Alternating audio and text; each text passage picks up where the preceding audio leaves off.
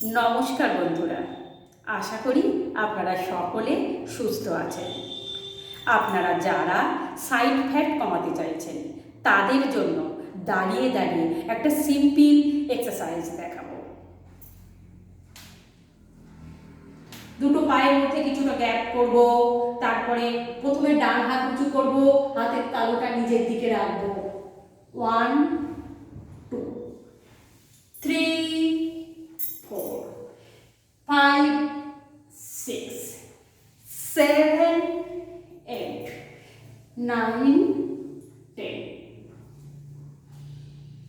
এটা হলো 1 সেট।